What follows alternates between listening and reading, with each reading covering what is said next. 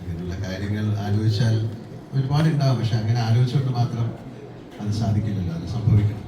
അങ്ങനത്തെ റോളുകൾക്ക് വേണ്ടിയിട്ടുള്ള ആഗ്രഹങ്ങളില്ല. നല്ല സിനിമ ചെയ്യണം, നല്ല ആൾക്കാരുമായിട്ട് സഹകരിക്കണം എന്നുള്ള ആഗ്രഹം. അത് സംഭവിക്കട്ടെ. അതിന് വേണ്ടിയിട്ട് ഞങ്ങൾക്ക് പ്രൊഡക്ഷൻ ഉണ്ട്. അതുകൊണ്ട് ഞങ്ങൾക്കൊരു വലിയ സിനിമ, ഇഷ്ടമുള്ള സിനിമ എടുക്കാൻ പറ്റില്ല. അതൊരു കൂട്ടായ്മയാണ്. അതൊരു ഒരാളുടെ ബുദ്ധിയിൽ നിന്നുണ്ടായി, അതൊരു പേനാത്തിലൂടെ പേപ്പറിലായി ഒരുപാട് പ്രോസസ്സാണ്. അപ്പം അതാണ് ഞാനൊരു ഗ്രാറ്റിറ്റ്യൂഡ് എന്ന് പറയുന്നത്. ആ ഒരു നന്ദി നമ്മുടെ പ്രൊഫഷനോട് കാണിച്ചാൽ തീർച്ചയായിട്ടും ഒരു ആക്ടറെ സംബന്ധിച്ചിടത്തോളം നല്ല റോളിൽ കിട്ടുക എന്ന് പറയുന്നൊരു ഭാഗ്യമാണ്. എന്നെ സംബന്ധിച്ചിടത്തോളം അങ്ങനെ ഒരുപാട് ഭാഗ്യങ്ങൾ. പക്ഷേ ഇന്ത്യയിലെ ഏറ്റവും വലിയ നടന്മാരോട് അഭിനയിക്കാൻ സാധിച്ച വളരെ അപൂർവ പേരുള്ളതാണ്. പ്രേംനസീർ സാറായാലും, ശിവാജി ഗണേശനായാലും, നാഗേശ്വർ റാവുവായാലും, അമിതാഭ് ബച്ചനായാലും, രാജ്കുമാർ സാറൊക്കെ വളരെയധികം ബന്ധമുള്ള ഒരാളാണ്.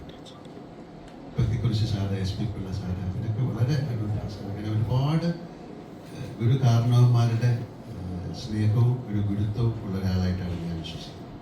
അപ്പോൾ അവരുടെയൊക്കെ ഒരു ബ്ലെസ്സിങ്സ് ഇതിൻ്റെ പുറകിലാണ് ഞാൻ വിശ്വസിക്കുന്നത്. അതുപോലെ തന്നെയാണ് എൻ്റെ ഡയറക്ടേഴ്സും, അതുപോലെ തന്നെയാണ് എൻ്റെ കൊളീഗ്സും. അമ്മയുടെ അടുക്കിലേക്കാണല്ലോ പോയത്, വന്നിട്ട് അമ്മയുടെ അടുക്കിലേക്കാണല്ലോ പോയത്.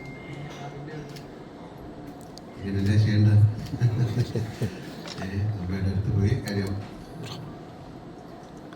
അത് കാണാൻ അമ്മയ്ക്ക് ഭാഗ്യമുണ്ടായി, അത് അമ്മയെ കാണാൻ എനിക്ക് ഭാഗ്യമുണ്ടായി.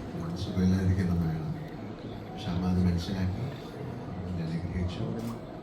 ഞാൻ പറഞ്ഞു എനിക്ക് എല്ലാം മനസ്സിലാകും, സംസാരിക്കാൻ കുറച്ച് ഡിസ്ലറുണ്ട്, പക്ഷെ എനിക്ക് മനസ്സിലാകും.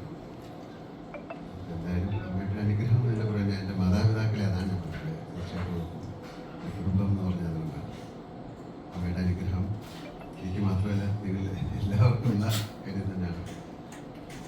അമ്മയുടെ അനുഗ്രഹം വാങ്ങിച്ചിട്ടാണ്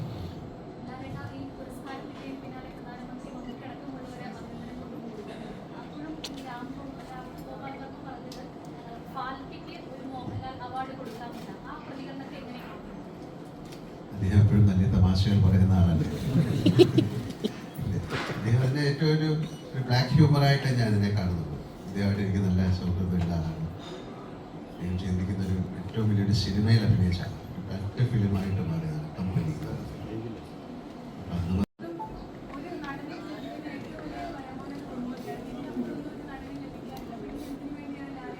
അങ്ങനെയാണോ? അങ്ങനെ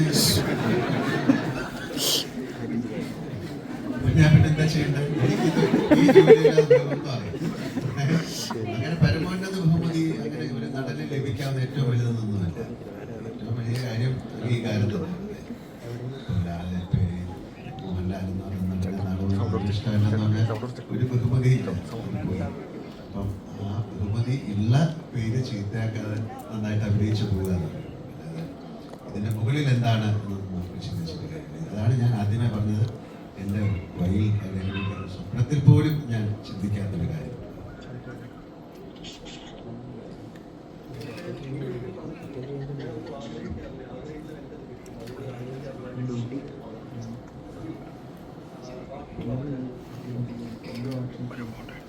ഒരിക്കൽ പറഞ്ഞ കാര്യം ഇപ്പം എന്നോട് ചോദിച്ചാൽ ഞാൻ വേറെ തന്നെ അന്ന് മുമ്പ് ഒരിക്കലല്ലേ.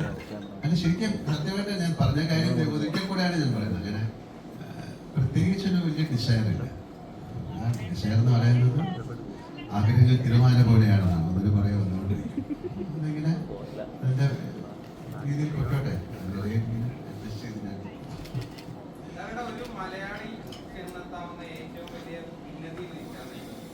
അങ്ങനെ മലയാളി എന്നില്ലല്ലോ സിനിമയിൽ.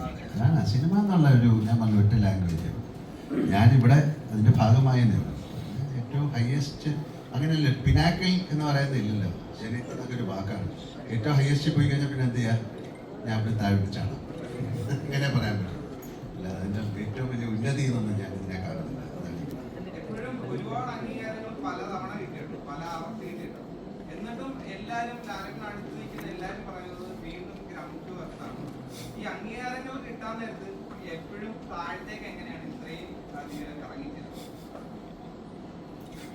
ഒരു മുകളിലേക്ക് കയറുമ്പോൾ കൂടെ നിൽക്കുന്നവരെ നോക്കുക. കാര്യം താഴേക്ക് ഇറങ്ങുമ്പോഴും അവരുണ്ടാവും സപ്പോർട്ട് ചെയ്യാൻ. അല്ലെങ്കിൽ മുകളിൽ ഇവരെ നോക്കാതെ പോയി കഴിഞ്ഞാൽ താഴേക്ക് വരുമ്പോൾ ആരും നിങ്ങളെ നോക്കും. അത്രയേ ഉള്ളൂ. അപ്പോൾ വളരെ സന്തോഷം, ഒരുപാട് സന്തോഷം. Thank you so much.